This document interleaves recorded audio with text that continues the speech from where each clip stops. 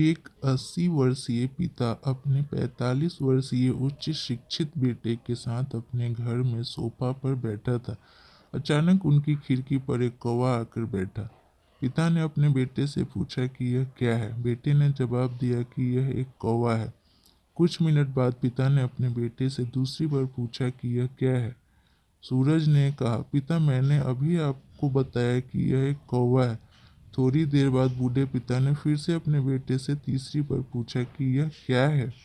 इस समय बेटे के स्वर में गुस्सा साफ साफ महसूस किया गया जा सकता था जब उसने अपने पिता से फटकार के साथ कहा, यह एक कौवा है, एक कौवा। थोड़े समय बाद पिता ने फिर से अपने बेटे से चौथी बार पूछा कि यह क्या है। इस बार बेटा अपने पिता पर चिल्लाया, तुम क्यों पूछते रहते हो मुझसे एक ही सवाल बार बार। हालांकि मैंने आपको कई बार कहा है कि यह एक कौवा है। क्या आप इसे समझ नहीं पा रहे हैं। थोड़ी देर बाद पिता अपने कमरे में गए और एक पुरानी फटी हुई डायरी के साथ वापस आए, जिसे उन्होंने अपने समय में काफ़ी जतन करके रखा था। उस डायरी में उनके जीवन के कई यादगार पल लिखे हुए थे। डायरी के एक पन्ना खोला। पिता अपने बेटे से उस पन्ने को पढ़ने के लिए कहा।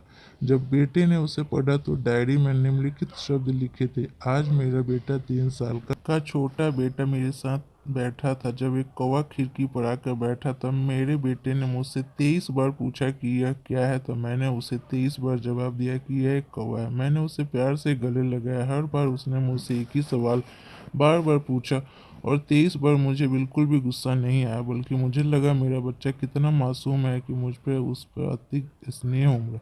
फिर पिता ने कहा कि एक ही सवाल का 23 बार जवाब देने में मुझे कोई गुस्सा नहीं आया था, और आज जब मैंने अपने बेटे से एक ही सवाल पूछा तो बेटा सिर्फ 4 बार में ही चिढ़ गया और नाराज हो गया। यह सुनकर बेटे का सिर शर्म से झुक गया। तो अगर आपकी पिता वृद्धावस्था में है तो उन्हें कभी नहीं नकारे, उन्हें बोझ के रूप में ना देखे, लेकिन उनसे प्यार भरे शब्दों में बोले, शांत, आज्ञाकारी, विनम्र बने, उनके प्रति दयालु रहे। आज से अपने माता पिता के प्रति विचार